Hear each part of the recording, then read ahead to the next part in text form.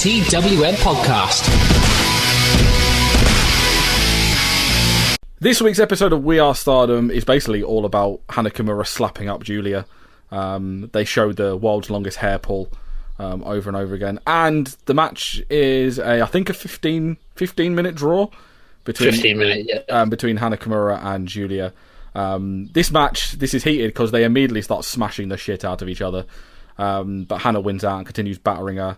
They both exchange mount position and arm bars. Hana spits in Giulia's face and then slaps her, so she gets a pump kick from Giulia, and the pair just brawl all over ringside. Giulia smashes Hana's head off a sign.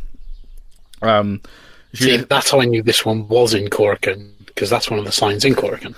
I was hoping when she hit the sign saying east, I thought she was going to go around to every single one, like east, west, north, and south. Which is disappointing. No, because you can't get to the north one, sadly, because it's above.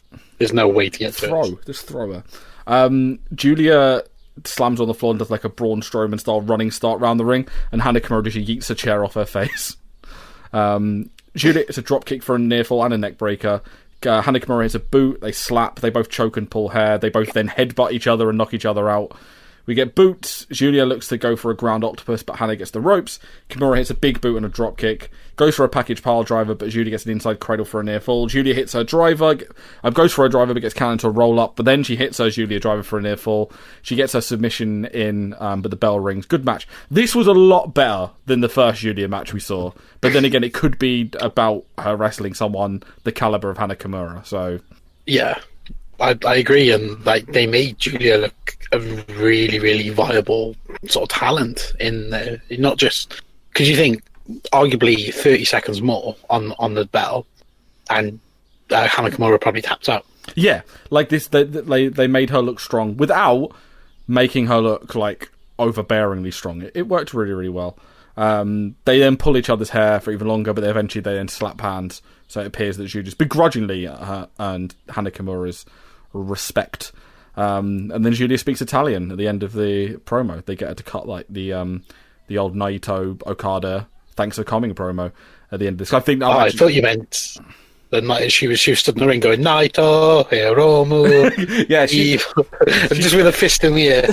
She just started. That's what she does. That's her gimmick. She just says everyone else's promo. To be the man, woo! We then see highlights of Natsuko Tora over Hazuki.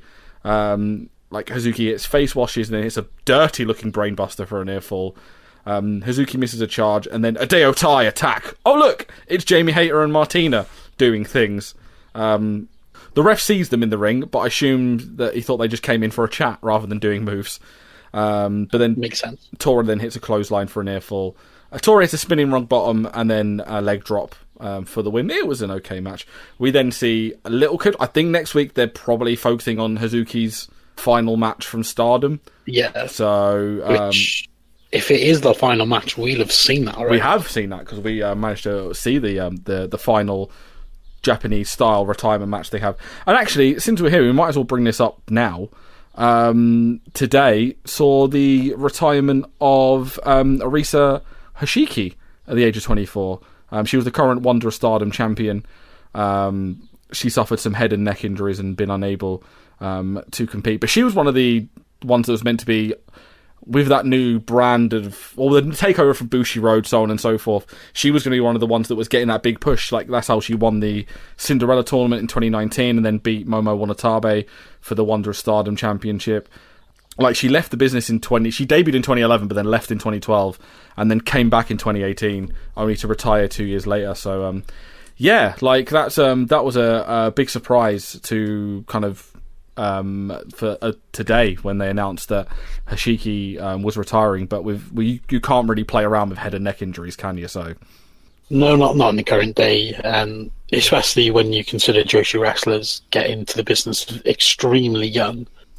You retired at 24. Like, I hadn't really achieved anything at 24. So, when you've been able to do what she's done, as a wrestler and then be able to go on to something else, you don't want to cognitively have any issues, or when you get to even get to the age of 40 and have neck issues.